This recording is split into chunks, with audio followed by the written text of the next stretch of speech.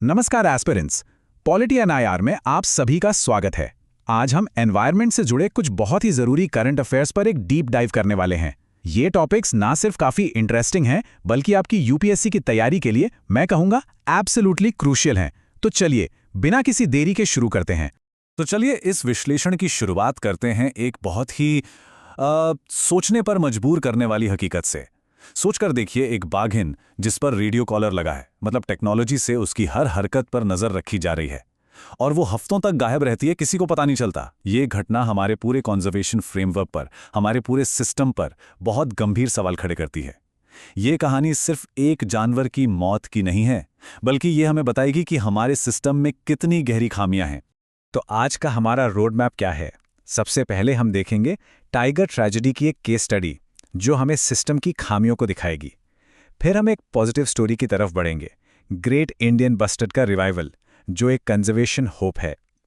इसके बाद हम देखेंगे कि हमारी जुडिशरी, हमारा सुप्रीम कोर्ट इकोसिस्टम्स को बचाने के लिए क्या कह रहा है। और सबसे ज़रूरी, इन सारे डॉट्स को हम यूपीएससी के लिए कनेक्ट करेंगे और अंत में देखेंगे कि आपके लिए आगे का रास्ता क्या होना चाहिए। तो चलिए शुरू करते हैं पहले टॉपिक से। ये मामला मध्य प्रदेश का है और हर एस्पिरेंट के लिए ये एक परफेक्ट केस स्टडी है। ये हमें ह्यूमन वाइल्ड लाइफ कॉन्फ्लिक्ट की कॉम्प्लेक्सिटीज को तो समझाएगा ही, लेकिन उससे भी ज्यादा ये एडमिनिस्ट्रेटिव अकाउंटेबिलिटी यानी प्रशासनिक जवाबदेही में जो कमियां हैं उनको समझने में मदद करेगा। देखिए, ये कोई आम बाघिन नहीं थी। इसे बांधवगढ़ से रिहैबिलिटेट किया गया था और ट्रैकिंग के लिए इस पर एक रेडियो कॉलर लगाया गया था। अब जब कॉलर लगा है तो इसका सीधा मतलब है कि फॉरेस्ट डिपार्टमेंट की जिम्मेदारी और निगरानी कई गुना बढ़ जाती है ना। आखिर टेक्नोलॉजी का इस्तेमाल ही क्यों किया जाता है? ताकि ऐसी घटनाओं को रोका जा सके, और इसीलिए ये मामला और भी ज्यादा गंभीर हो जाता है। अब जरा इस टाइमलाइन पर गौर कीजिए, यही पूरी कहानी बयां कर देती है। देखिए, 3 मार्च को रेडियो कॉलर का सिग्नल एक ही जगह पर रुक जाता है, स्टेशनरी हो जाता है। ये एक बहुत बड़ा रेड फ्लैग था। लेकिन मॉनिटरिंग टीम को कब भेजा जाता है? 25 मार्च को, मतलब 22 दिन बाद। 3 हफ्तों से ज्यादा का ये गैप, ये सिर्फ एक देरी नहीं है दोस्तों, ये साफ साफ प्रशासनिक लापरवाही है। और सोचिए, इतने दिनों में तो सारे सबूत मिटाए जा सकते हैं, और असल में ऐसा ही हुआ। तो अब सवाल ये उठता है कि आखिर इस बाघिन को मारा क्यों गया? क्या ये ह्यूमन वाइल्ड लाइफ कॉन्फ्लिक्ट का एक सीधा साधा मामला था कि भाई किसान के बैल को मारा तो उसने बदला ले लिया? नहीं, जैसा कि हम आगे देखेंगे, कहानी इससे कहीं ज्यादा गहरी और पेचीदा है।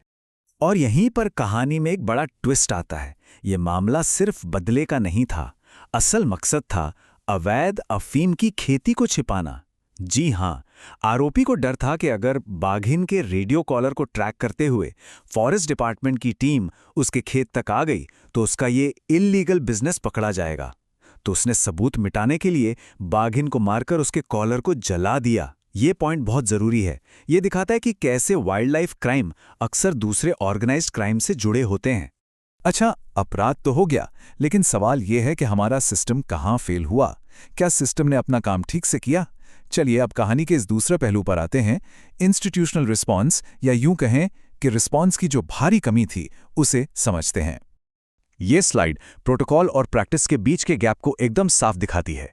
देखिए, रूल्स कहते हैं कि अगर कॉलर का सिग्नल 8 घंटे तक स्टेशनरी रहे तो तुरंत एक रिस्पॉन्स टीम भेजनी चाहिए, इमीडिएट रिस्पॉन्स। पर यहां क्या हुआ? हफ्तों तक कुछ भी नहीं हुआ।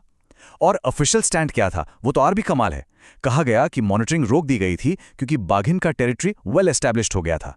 ये कितना अजीब तर्क है। एस्पिरेंट्स, ये आपके मेंस के आंसर के लिए अकाउंटेबिलिटी डेफिसिट यानी जवाबदेही की कमी का एक टेक्स्ट बुक एग्जाम्पल है। तो एक तरफ हमने एडमिनिस्ट्रेटिव फेलियर की एक कहानी देखी जो काफी निराशाजनक है, लेकिन अब हम एक बिल्कुल अलग कहानी की तरफ चलते हैं जो उम्मीद जगाती है। ये कहानी है साइंटिफिक इंटरवेंशन की और क्रॉस स्टेट कोऑपरेशन की। ये एक ऐसी सक्सेस स्टोरी है जो दिखाती है कि भारत में कंजर्वेशन के लिए क्या कुछ किया जा सकता है। एक, जी हां, सिर्फ एक। आपको ये नंबर छोटा लग सकता है, लेकिन कंजर्वेशन की दुनिया में ये नंबर एक बहुत बड़ी उम्मीद है। 10 साल के इंतजार के बाद, 10 साल, गुजरात के कच्छ में ग्रेट इंडियन बस्टर्ड का एक चूजा पैदा हुआ है। एक ऐसी प्रजाति के लिए जो विलुप्त होने की कगार पर है। ये एक ऐतिहासिक जीत है। ये कामयाबी इतनी बड़ी थी कि इसकी घोषणा खुद यूनियन एनवायरनमेंट मिनिस्टर ने की। और ये हमें क्या सिखाती है? ये दिखाती है प्रोएक्टिव कंजर्वेशन का कमाल, मतलब समस्या के होने का इंतजार नहीं करना बल्कि पहले से ही एक्शन लेना। ये दिखाता है कि सही स्ट्रैटेजी और इच्छा शक्ति से हम विलुप्त होती प्रजातियों को भी वापस ला सकते हैं। एस्पिरेंट्स, ये टर्म क्रिटिकली एंडेंजर्ड आपके प्रीलिम्स के लिए बहुत ज़रूरी है। इसका मतलब क्या है? देखिए, IUCN की जो रेड लिस्ट होती है उसमें ये हाईएस्ट रिस्क कैटेगरी है। इसका सीधा मतलब है कि ये प्रजाति वाइल्ड में विलुप्त होने के एक्सट्रीम रिस्क पर है, बिल्कुल कगार पर। GIB की आबादी तो शायद 125 से भी कम बची है। अब आप समझ सकते हैं कि एक चूजे का जन्म भी क्यों इतना बड़ा माइलस्टोन है। तो ये हुआ कैसे? इसके पीछे है एक बहुत ही इनोवेटिव जंप स्टार्ट अप्रोच। इसमें एक्स सिटू और इन सिटू कंजर्वेशन दोनों को मिला दिया गया। मतलब एक्स सिटू यानी हैबिटेट के बाहर संरक्षण, जैसे राजस्थान के फैसिलिटीज से एक अंडा लाया गया, और इन सिटू यानी हैबिटेट के अंदर संरक्षण। उस अंडे को कच्छ में एक जंगली GIB के घोंसले में रख दिया गया।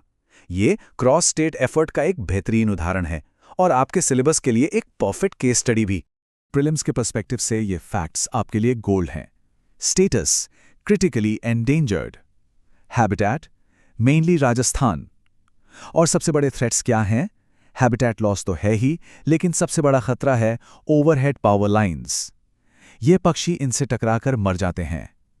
और ये मुद्दा इतना बड़ा है कि सुप्रीम कोर्ट को इसमें इंटरवीन करना पड़ा, जिस पर हम अब आगे बात करेंगे। तो चलिए अब इस डिस्कशन को फील्ड से कोर्टरूम तक ले चलते हैं। ये समझना बहुत जरूरी है कि हमारी जुडिशरी, हमारा सुप्रीम कोर्ट कंजर्वेशन पॉलिसी को लेकर क्या सोचता है और क्या दिशा दे रहा है। सुप्रीम कोर्ट की जस्टिस BV नागारत्ना का ये स्टेटमेंट बहुत पावरफुल है। वो कह रही हैं कि सरकारों को क्रिटिकल हैबिटेट्स को एब्सोल्यूट नो गो जोन्स बना देना चाहिए। ये एक इकोसेंट्रिक अप्रोच की बात है। इकोसेंट्रिक मतलब जहां इकोसिस्टम सेंटर में हो, ना कि इंसान। इसका उल्टा होता है एंथ्रोपोसेंट्रिक अप्रोच, जहां हर चीज इंसान के फायदे के लिए सोची जाती है। जस्टिस नागारत्ना ने एक शब्द इस्तेमाल किया, इनवायोलेबल जोन्स। इनवायोलेबल का मतलब है जिसे कोई छू न सके, जिसका उल्लंघन न किया जा सके। यानी ये ऐसे इलाके होने चाहिए जिन्हें डेवलपमेंट के नाम पर बिल्कुल भी डिस्टर्ब नहीं किया जा सकता। ये प्रोटेक्टेड एरियाज के कॉन्सेप्ट से भी एक कदम आगे की बात है। ये टर्म आप अपने आंसर्स में जरूर यूज कर सकते हैं। और उन्होंने इन इनवायोलेबल एरियाज को क्लाइमेट चेंज से भी जोड़ा। कैसे? ये जंगल, ये eco sensitive zones carbon sequestration का काम करते हैं, मतलब एटमॉस्फेयर से कार्बन डाइऑक्साइड को सोख कर स्टोर करते हैं। तो यहां पर बायोडाइवर्सिटी कंजर्वेशन और क्लाइमेट चेंज मिटिगेशन गोल्स दोनों एक साथ जुड़ जाते हैं। ये पॉइंट आपके GS पेपर 2 और एसए के लिए बहुत क्रूशल है। एनवायरमेंटल इश्यूज सिर्फ पर्यावरण के नहीं हैं, वे सोशल, इकोनॉमिक और पॉलिटिकल जस्टिस से भी जुड़े हैं। सोचिए, जब पर्यावरण का डिग्रेडेशन होता है तो उसका सबसे बुरा असर समाज के सबसे वल्नरेबल तबके पर पड़ता है, जिनकी लाइवलीहुड सीधे तौर पर इन रिसोर्सेज पर डिपेंड करती है। इसी को कहते हैं एनवायरमेंटल जस्टिस। पॉलिसी, लॉ और करंट अफेयर्स के बीच इन कॉम्प्लेक्स लिंकेजेस को तोड़कर समझना ही आपकी तैयारी को एज देता है, और पॉलिटी एंड IR पर हम यही करते हैं। तो ऐसे ही इन डेप्थ एनालिसिस के लिए चैनल को सब्सक्राइब करना बिल्कुल मत भूलिएगा। खैर, अब इन सारे डॉट्स को कनेक्ट करते हैं। अब आते हैं इस पूरे डिस्कशन के सबसे इंपॉर्टेंट पार्ट पर। हम इन अलग अलग न्यूज़ आइटम्स को सिंथेसाइज कैसे करें, इन लेसन्स को हम अपने प्रीलिम्स और मेंस के आंसर्स में कैसे इस्तेमाल करें। ये स्लाइड कंजर्वेशन मैनेजमेंट के दो सिरों को दिखाती है। एक तरफ है टाइगर केस, जो एक रिएक्टिव फेलियर है, मतलब घटना होने के बाद इन्वेस्टिगेशन करना। दूसरी तरफ है GIB केस, जो एक प्रोएक्टिव सक्सेस है, मतलब विलुप्त होने से पहले ही उसे बचाने के लिए काम करना। जब आप मेंस में इन दोनों अप्रोचेस को कंपेयर करने के लिए इन एग्जाम्पल्स का इस्तेमाल करेंगे तो आपके आंसर में एक अलग ही डेप्थ आएगी। एस्पिरेंट्स, ये टेबल आपके लिए एक रेडी रेकनर है। इसका स्क्रीनशॉट ले लीजिए। ये इन घटनाओं को सीधे हमारे लीगल और पॉलिसी फ्रेमवर्क से जोड़ता है। Wild life protection act 1972, project tiger, supreme court के ऑर्डर्स, इको सेंसिटिव जोन्स, ये सब कैसे इन केसेस से रेलेवेंट है वो यहाँ साफ साफ दिया गया है। तो अब बात करते हैं कि इन सब इनसाइट्स को लेकर आपका पाथ फॉरवर्ड क्या होना चाहिए। आप अपनी UPSC की जर्नी में इसे अप्लाई कैसे करेंगे। देखिए, फैक्ट्स को सिर्फ लर्न नहीं करना है, उन्हें यूज करना सीखना है। इन केस स्टडीज को अपने आंसर्स के लिए फॉडर की तरह इस्तेमाल कीजिए।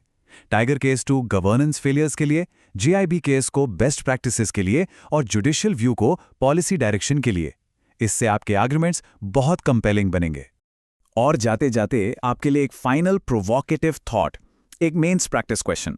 Conservation efforts in India are a tale of two extremes, proactive scientific marvels and reactive administrative failures.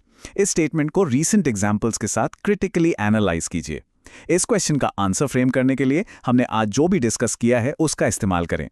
आपकी प्रिपरेशन जर्नी में कंसिस्टेंट और हाई क्वालिटी एनालिसिस की जरूरत पड़ती है, और हम पॉलिटी एंड आईआर पर आपके लिए वही लाने की कोशिश करते हैं। तो ऐसे ही डीप डाइव एनालिसिस और मेंस ओरिएंटेड क्वेश्चंस के लिए पॉलिटी एंड आईआर को सब्सक्राइब करना और बेल आइकॉन दबाना बिल्कुल मत भूलिएगा। इस चर्चा में शामिल होने के लिए बहुत बहुत धन्यवाद।